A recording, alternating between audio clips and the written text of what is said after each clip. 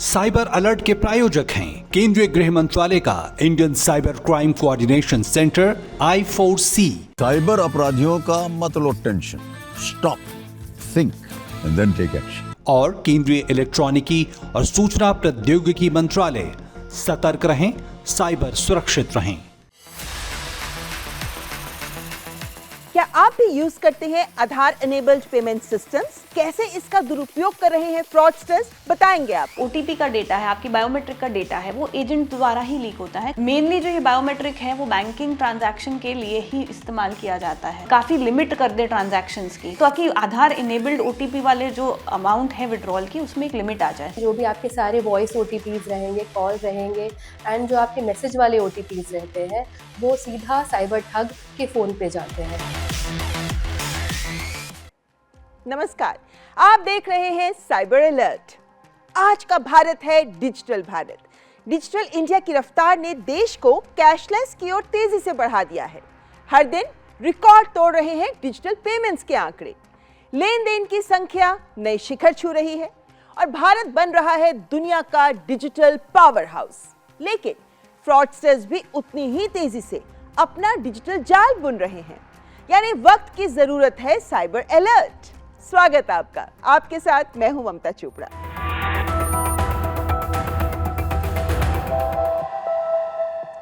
यूं तो online payments करने के कई तरीके हैं, लेकिन आज बात आधार इनेबल्ड पेमेंट सिस्टम की, यानी AEPS। एक डिजिटल भुगतान प्रणाली है ये, जिसमें बैंकिंग सेवाएं सिर्फ आधार नंबर और बायोमेट्रिक यानी आपका फिंगरप्रिंट और आइरिस के जरिए की जाती है। इसमें कार्ड, पिन या पासवर्ड की कोई जरूरत नहीं होती। कैसे काम करता है ये जानना बहुत जरूरी है। बस आपका बैंक खाता आधार से लिंक होना चाहिए। आप माइक्रो ATM या फिर बैंक मित्र के पास जाते हैं, आधार नंबर दर्ज कर फिंगरप्रिंट से सत्यापन करते हैं और आपका लेन देन पूरा हो जाता है। कितना इजी है ना? यही आधार इनेबल्ड पेमेंट सिस्टम होता है, जिससे आप कैश विड्रॉल कर सकते हैं, बैलेंस चेक कर सकते हैं, फंड्स भी ट्रांसफर कर सकते हैं। ये सब कर सकते हैं, वो भी बिना ATM कार्ड के या फिर बिना मोबाइल फोन के। ये विशेष रूप से जो गांव के इलाके हैं या फिर दूर दराज के क्षेत्र हैं, वहां ये बहुत काम का होता है। लेकिन समस्या तब होती है जब धोखेबाज आपका आधार नंबर और बायोमेट्रिक का गलत इस्तेमाल करके आपके बैंक खाते से पैसे निकाल लेते हैं। आपके पास आते हैं ऐसे मैसेजेस जिनमें लिखा होता है आधार इनेबल्ड पेमेंट सिस्टम के माध्यम से पैसे निकले हैं। ये कैसे होता है फ्रॉड, जानना बहुत जरूरी है। या तो फिंगरप्रिंट से बायोमेट्रिक क्लोनिंग की जाती है, यानी फर्जी डिवाइस पर आपका फिंगरप्रिंट ले लेते हैं, या फिर रबर जेल, सिलिकॉन फिंगरप्रिंट से आपकी पहचान की नकल करके माइक्रो ATM से पैसे निकालने के लिए इसका यूज करते हैं। कई बार जो बैंक मित्र होते हैं यानी बैंकिंग कॉरेस्पॉन्डेंट्स, उनके जरिए भी धोखाधड़ी हो जाती है। फर्जी या बेईमान एजेंट्स अतिरिक्त ट्रांजैक्शन कर देते हैं और ग्राहक को इसकी जानकारी ही नहीं देते। तो ध्यान अवश्य दें, जब भी आप कोई ट्रांजैक्शन करें तो आंख मूंद कर विश्वास कतई ना करें। या फिर ऐसा भी होता है कि आप आधार अपडेट करें, जरूरी है, ये कहकर आपका फिंगरप्रिंट ले लेते हैं। मकसद होता है खाते से पैसे निकालना। कई बार आपका बायोमेट्रिक डेटा लीक भी हो जाता है, जैसे राशन की दुकान पर जहां बायोमेट्रिक देते हैं तो आपको राशन मिलता है, या फिर सिम कार्ड खरीदने के वक्त जहां अब फिंगरप्रिंट देना यानी बायोमेट्रिक इंपॉर्टेंट हो गया है और यहां से आपका डेटा चुराया जा सकता है। वैसे सोशल इंजीनियरिंग भी यूज करते हैं ये फ्रॉडस्टर्स, यानी आपको बातों के झांसे में फंसाते हैं। सर, सब्सिडी या रिफंड मिलेगा, ये कहकर आपका फिंगरप्रिंट ले लिया जाता है, जो असल में उसी वक्त रियल टाइम में ही AEPS के निकासी के लिए यूज हो रहा होता है और आपको पता नहीं चलता। तो कुछ बातों का ध्यान अवश्य रखना चाहिए, जैसे किसी को भी अपना आधार नंबर और बायोमेट्रिक साझा ना करें। केवल जो ऑथोराइज्ड बैंक मित्र होते हैं, बिजनेस कॉरेस्पॉन्डेंट्स, उनसे ही सेवाएं लें। हर लेन देन की रसीद आपको जरूर लेनी चाहिए, जो ज्यादातर लोग लेते ही नहीं हैं, और उसे भी जरूर जांच लें कि जब आप आधार इनेबल्ड पेमेंट करते हैं तो उस रसीद में जितने पैसे आपने कहे हैं उतने ही कटे हैं ना। और SMS अलर्ट हमेशा ऑन रखें, ताकि हर ट्रांजैक्शन आपको तुरंत पता चल जाए कि आपके खाते से पैसे निकले हैं। वैसे देखा गया है कि पिछले 2-3 महीनों में ये मामले यानी आधार इनेबल्ड पेमेंट्स के जरिए फ्रॉड के मामले बहुत बढ़ गए हैं। आंकड़े तो ये भी बताते हैं कि यूं तो बहुत से राज्यों में मामले देखे जा रहे हैं, लेकिन गुजरात और बिहार में ये आंकड़ा सबसे अधिक है। और हाँ, कहीं भी किसी को भी अपने आधार की कॉपी ना दे दिया करें, इसका दुरुपयोग हो सकता है। दो टाइप के मोडस ऑपरेंडी हमें आधार रिलेटेड फ्रॉड्स में दिख रहे हैं। एक तो तब हो रहा है जब बायोमेट्रिक क्रेडेंशियल्स मिसयूज हो रहे हैं, और दूसरा है कि आधार की डिटेल्स गलती से जो विक्टिम है वो कोई भी पर्पस से, बिजनेस के पर्पस से या कोई अदर पर्पस से किसी और से शेयर कर देता है। तो यही फिर इंफॉर्मेशन मिसयूज होती है फ्यूचर में जाके, और ये फ्रॉड से रिलेटेड इसमें कामगिरी होती है। आधार क्योंकि बैंकिंग से रिलेटेड है तो काफ़ी लोगों को ये इस तरह से ठगा जा रहा है। इसमें कोई एक particular category of age group या लोग नहीं देखे जा रहे हैं, हर तरह के लोग इसमें शिकार बन रहे हैं इस फ्रॉड का। तो इसमें दो चीज़ों का ध्यान रखने की ज़रूरत है। पहली तो कि आधार की डिटेल्स, आपका आधार का जो नंबर है, आधार का OTP है, कोई भी आपसे मांगे, चाहे वो फ़ोन के द्वारा मांगे या फिर SMS के द्वारा मांगे, अनलेस आपको पता हो, आप 100% श्योर हो कि आप ही ने ट्रांजैक्शन इनिशिएट किया हो, वो किसी से शेयर ना करें। कोई भी लिंक पे भी अगर आधार का OTP मांगा जाता है तो वो बिल्कुल ना दें। दूसरी चीज़ ध्यान ये रखने की है कि जब आधार में हम कोई सुधार करना चाहते हैं तो अक्सर लोग क्या करते हैं, कुछ एजेंट्स हैं जो मार्केट में आजकल काफ़ी एजेंट्स हैं जो बोलते हैं हम आधार का काम करते हैं, वो ऐसा बताते हैं कि वो ऑफिशियल एजेंट्स हैं, लेकिन ये ऑफिशियल एजेंट्स होते नहीं हैं। वो कुछ पैसों में, कमीशन के बेसिस पे और कम टाइम में काम कर देंगे, इस तरह का दावा करते हैं, और इसके चक्कर में काफ़ी लोग इन एजेंट के द्वारा अपने आधार की इंफॉर्मेशन अपडेट करते हैं या जो चेंज करनी होती है इंफॉर्मेशन करते हैं। सरकार के नियम अनुसार जो सरकारी सेवा केंद्र है और आधार की से ऑफिशियली डेजिग्नेटेड ऑफिस है, वहीं से इंफॉर्मेशन अपडेट हो सकती है, वहीं से इंफॉर्मेशन चेंज हो सकती है।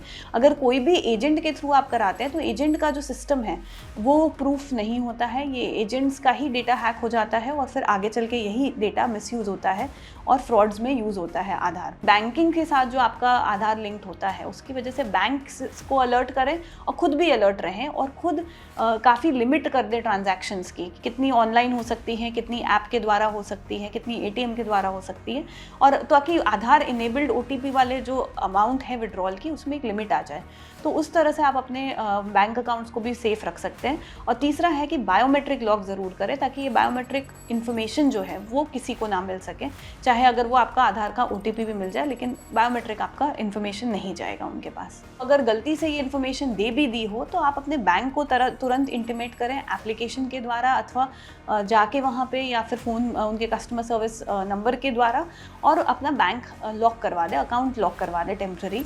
दरअसल आपका आधार बहुत इंपॉर्टेंट है, लेकिन अधिकतर लोग इस पर ध्यान ही नहीं देते और अमूमन लोग ये भी नहीं जानते कि इसे सुरक्षित कैसे रख सकते हैं। आप अपना बायोमेट्रिक लॉक कर सकते हैं, आसान है। UIDAI की वेबसाइट या M आधार ऐप में जाकर आप माय आधार पर जाकर आधार सर्विसेज पर जाएं। यहाँ पर कई ऑप्शन हैं जिनमें एक ऑप्शन मिलेगी आपको लॉक बायोमेट्रिक। इस ऑप्शन को क्लिक करें, लॉगिन करके आप इसे एक्टिवेट कर सकते हैं। एक और बात, अमूमन हर जगह हम जब ID मांगी जाती है तो हम आधार की कॉपी शेयर कर देते हैं, लेकिन यहाँ पर अगर ज़रूरी हो तो मास्क्ड आधार ही यूज़ करें। इसमें भी आप UIDAI की वेबसाइट से ही इसको ले सकते हैं, जहां माय आधार में गेट आधार ऑप्शन पर जाएं। यहाँ पर एक ऑप्शन मिलेगी डाउनलोड आधार। यहाँ पे आप जब अपना आधार नंबर डालेंगे और रजिस्टर्ड मोबाइल नंबर डालेंगे तो यहाँ पर OTP आएगा। आपसे पूछा जाएगा कि क्या आपको मास्क्ड आधार चाहिए। क्या है ये मास्क्ड आधार? दरअसल इसमें सिर्फ आखिर के 4 अंक ही दिखते हैं, बाकी पे क्रॉस का निशान होता है। तो जब आप किसी को आधार देते हैं तो आप ये भी दे सकते हैं और इसके जरिए आपसे फ्रॉड भी नहीं होगा।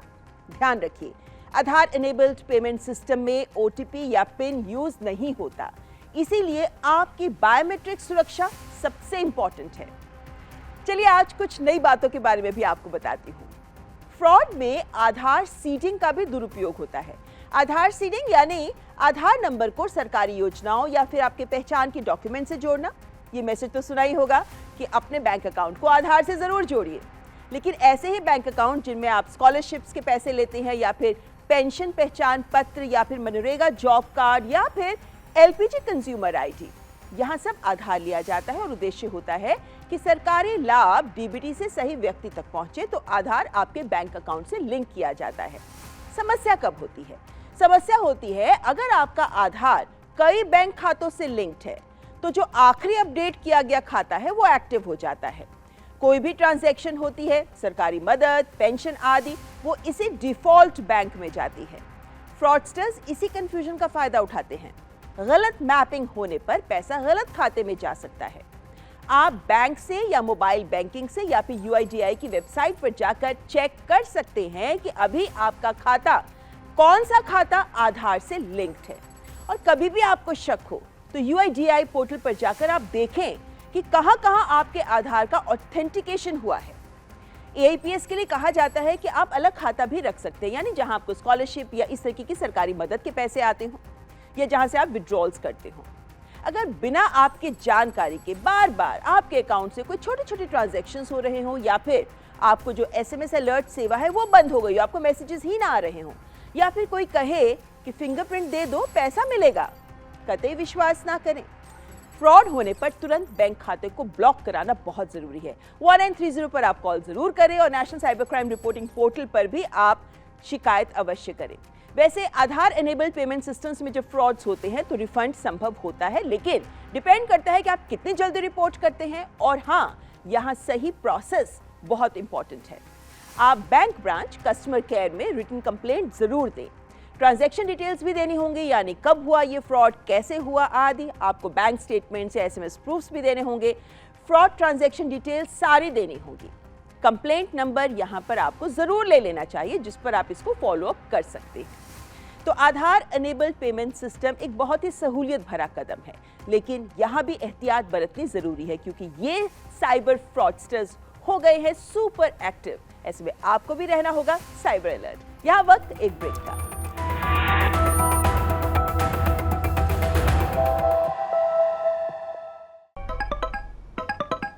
यस तो तुम हो अंजलि कुमार, मैं सीनियर ऑफिसर रंजन। शुरू करो इसका इंट्रोगेशन। और इंट्रोगेशन के दौरान कैमरा बंद मत करना।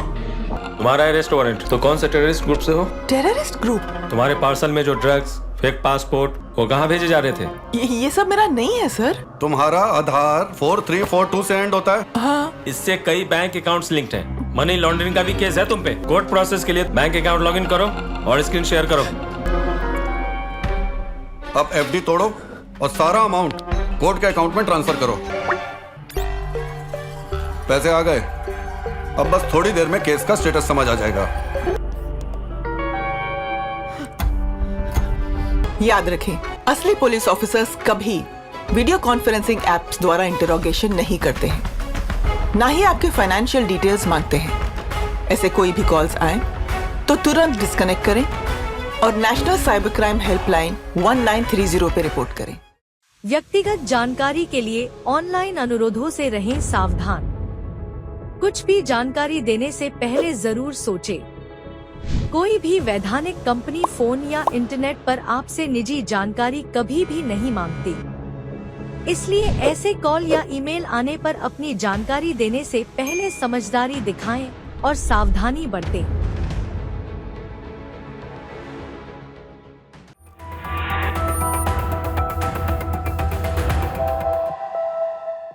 एक और फ्रॉड जो बहुत बढ़ रहा है आजकल वो है इंश्योरेंस के नाम पर हो रहे साइबर फ्रॉड्स। कई तरह की कहानियां गढ़ी जाती हैं। इसे वैसे सोशल इंजीनियरिंग कहते हैं। इंश्योरेंस की रिन्यूअल को लेकर कॉल आती है कि एडवांस पेमेंट कर दीजिए, प्रीमियम का आपको डिस्काउंट मिलेगा। इसी तरह कॉल्स ये भी आती हैं कि आपने जो लोन लिया है उसके साथ एक ऑफर है। कौन सा ऑफर? हेल्थ इंश्योरेंस दी जा रही है भाई, और वो भी बहुत बड़े डिस्काउंट पर। अगर आप एडवांस प्रीमियम पे करेंगे तो फिर आप इसका लाभ उठा सकेंगे। एक और तरीका है, आपको कॉल की जाती है कि आपके क्रेडिट कार्ड के साथ आपको हेल्थ इंश्योरेंस अटैच्ड है। अगर आपको नहीं चाहिए तो नो पर क्लिक कर दें। बस यही है उनका फ्रॉड की स्कीम। ये नो का बटन दरअसल एक APK फाइल होती है। आप जैसे ही नो के लिए क्लिक करते हैं आपका फोन हैक हो जाता है। इसी तरह कई बहाने होते हैं जिनमें कार इंश्योरेंस का बहाना भी लिया जाता है। कहा जाता है कि कार इंश्योरेंस रिन्यूअल आपकी ड्यू है, रिन्यूअल लिंक भेज रहे हैं, पे कर दें। खुद को कंपनी एजेंट बताकर सस्ती पॉलिसी भी ऑफर करते हैं। ये नकली डॉक्यूमेंट्स देकर पैसे ले लेते हैं और बाद में पता चलता है कि अरे आपके नाम पर तो कोई पॉलिसी ही नहीं है। इस तरह का भी कॉल आता है कि आपकी पॉलिसी लैप्स हो गई है, पेनल्टी देकर तुरंत चालू करवा लें। और आप झांसे में आ जाते हैं। पुरानी पॉलिसी जो लैप्स हो चुकी है क्योंकि आपने प्रीमियम नहीं भरे, उसको आप एक्टिव करवाएं, वो भी सिर्फ एक लिंक क्लिक करके। संभव नहीं होता, लेकिन हम कॉमन सेंस लूज कर जाते हैं। बेहतर है कि इंश्योरेंस कंपनी में जाकर पता किया जाए, है ना। वैसे एक बहुत ही कॉमन तरीका इनका ये भी होता है कि आपको अमूमन कॉल्स आती हैं कि आपका केवाईसी अपडेट नहीं है, तो फिर पॉलिसी बंद हो जाएगी, इसलिए केवाईसी अपडेट जरूर करें। चिंता ना करें, लिंक भेज रहे हैं, बस पर्सनल डिटेल्स और ओटीपी आपसे हासिल कर लेते हैं और काम इनका हो जाता है। ऐसे ही एक व्यक्ति को व्हाट्सएप पर पेमेंट लिंक भेजा गया।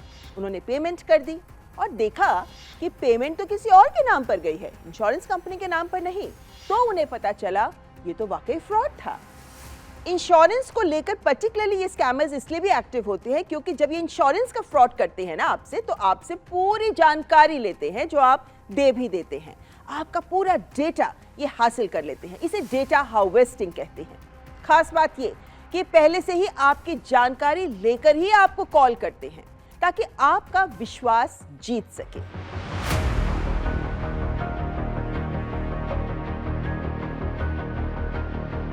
अब जरा इन शिकायतों पर नजर डालें जो साइबर क्राइम पोर्टल पर लोगों के द्वारा की गई हैं।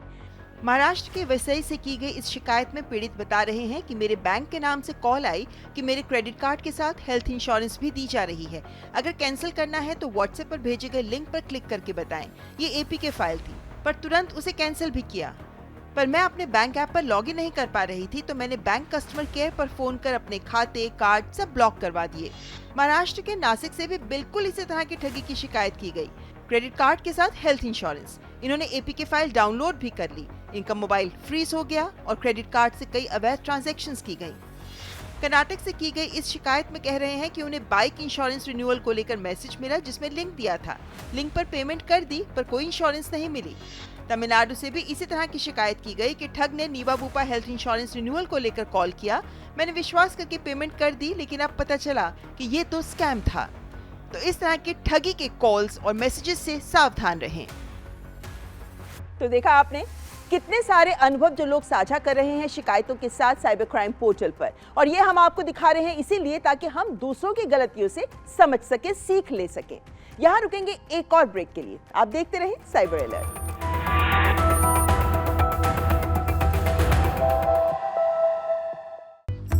तुम तो कमाल के आदमी हो यार, हमारा भी पैसा बढ़ा दो। सर ग्रुप पे जैसा बोला जाए बस वैसा करते जाइए। अच्छा तो बहुत अरे का कर दिया महाराज। आप जैसे पढ़े लिखे लोगों को ये बिल्कुल फर्जी इन्वेस्टमेंट ग्रुप का सदस्य बना करके आपको फंसा रहा है। हमको चूना लगा रहा है। बिल्कुल आप भी कभी भी किसी अनजान सोशल मीडिया इन्वेस्टमेंट ग्रुप में बिल्कुल न जुड़े। और यदि स्टॉक मार्केट में इन्वेस्टमेंट करना हो तो हमेशा सेबी अप्रूव्ड ऐप से ही करें। शिकार होने पर ये नंबर पे फोन कीजिए 1930 या फिर ये जो वेबसाइट दिया है ना नीचे www.cybercrime.gov.in आपकी स्क्रीन पर, वहाँ शिकायत जो है आप दर्ज करें। व्यक्तिगत जानकारी के लिए ऑनलाइन अनुरोधों से रहें सावधान। कुछ भी जानकारी देने से पहले जरूर सोचें। कोई भी वैधानिक कंपनी फोन या इंटरनेट पर आपसे निजी जानकारी कभी भी नहीं मांगती, इसलिए ऐसे कॉल या ईमेल आने पर अपनी जानकारी देने से पहले समझदारी दिखाएं और सावधानी बरतें।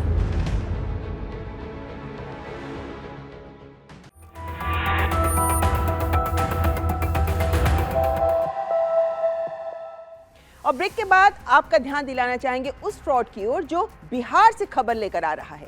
यानी बिहार से ही खबर आई है कि एक महीने में 100 से ज्यादा शिकायतें पुलिस के पास आई हैं कि *21# वाले नंबरों से ठगी हो रही है। दरअसल ये कॉल फॉरवर्डिंग कोड होता है। होता ये है कि केवाईसी अपडेट का बहाना लेकर या फिर बिजली विभाग की ओर से कॉल करके या बैंक अधिकारी बनकर या फिर कोरियर बॉय बनकर आपको कॉल करते हैं। सिम अपडेट या रिचार्ज के तमाम बहानों की लिस्ट इनके पास होती ही है। बस इसी बहाने से यूजर को अपने मोबाइल से कन्विंस कर देते हैं कि आप अपने मोबाइल से *21# उसके बाद इनका फोन नंबर # डायल करें, और लोग डायल कर भी देते हैं। जैसे ही ये कोड डायल होता है, आपकी सभी इनकमिंग कॉल्स, आपके OTPs, बैंक वेरिफिकेशन कॉल्स सब ठग के नंबर पर फॉरवर्ड हो जाते हैं। इसे कॉल फॉरवर्डिंग कहते हैं। आपको पता भी नहीं चलता और आपका खाता खाली हो जाता है। ये है कॉल फॉरवर्डिंग धोखाधड़ी।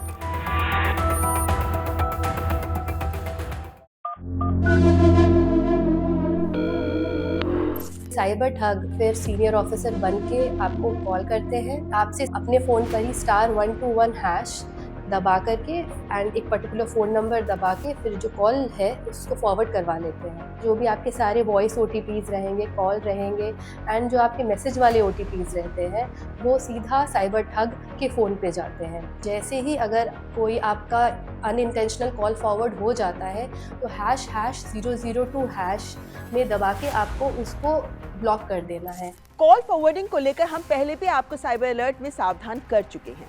इसके लिए आप अपने फोन पर डायल करें *#21#। इसे इंटेरोगेशन कोड कहते हैं। ये स्क्रीन पर दिखाएगा कुछ इस तरह का message: call forwarding unconditional, voice not forwarded, sync not forwarded. ये मैसेज आपकी स्क्रीन पर आएगा, यानी वॉइस, फोटो, मैसेज फॉरवर्डिंग नहीं हो रहे, which means you are safe. लेकिन आपकी परमिशन के बिना अगर ये दिखा रहा है कि कॉल, फोटो, मैसेजेस फॉरवर्ड हो रहे हैं, तो ये चिंता की बात है। आपके फोन तक किसी की अवैध पहुंच हो गई है जिसे मिसयूज किया जा सकता है।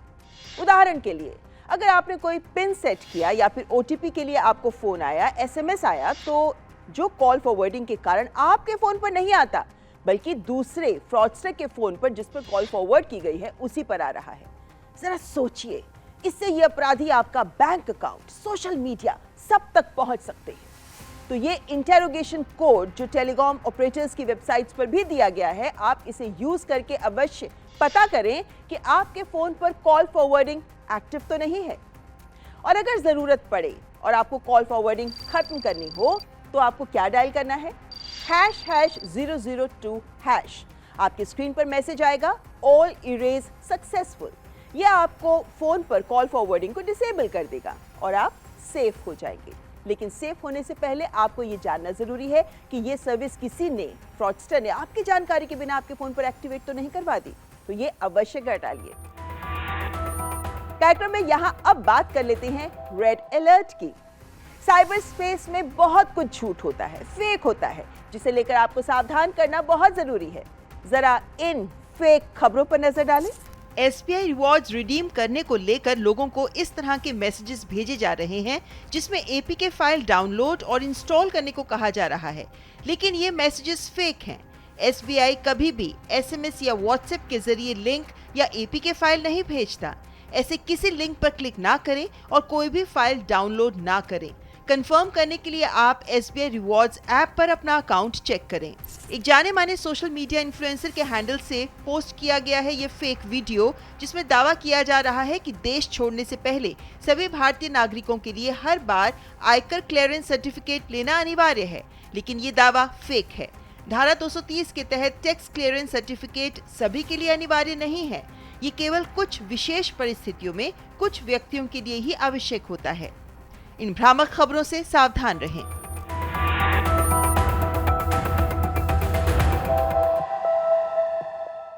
तो आज कार्यक्रम में हमने आपको बताया कई तरह के फ्रॉड्स के बारे में। दरअसल जब भी ऐसे कोई कॉल्स आती हैं, फेक लिंक्स आते हैं, तो उस वक्त आपको अपना बिहेवियर कंट्रोल करना, रिएक्शन कंट्रोल करना बहुत जरूरी होता है।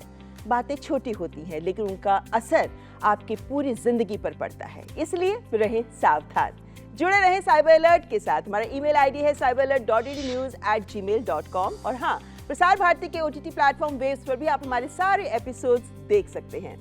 तो अगले हफ्ते फिर हाजिर होंगे आपके सामने लेकर एक और इम्पोर्टेंट टॉपिक। तब तक हमारी पूरी टीम को दीजिए इजाजत। नमस्कार, जय हिंद। साइबर अलर्ट के प्रायोजक थे केंद्रीय गृह मंत्रालय का Indian cyber crime coordination centre I4C। Cyber अपराधियों का मत लो tension, stop, think and then take action. और केंद्रीय इलेक्ट्रॉनिकी और सूचना प्रौद्योगिकी मंत्रालय। सतर्क रहें, साइबर सुरक्षित रहें।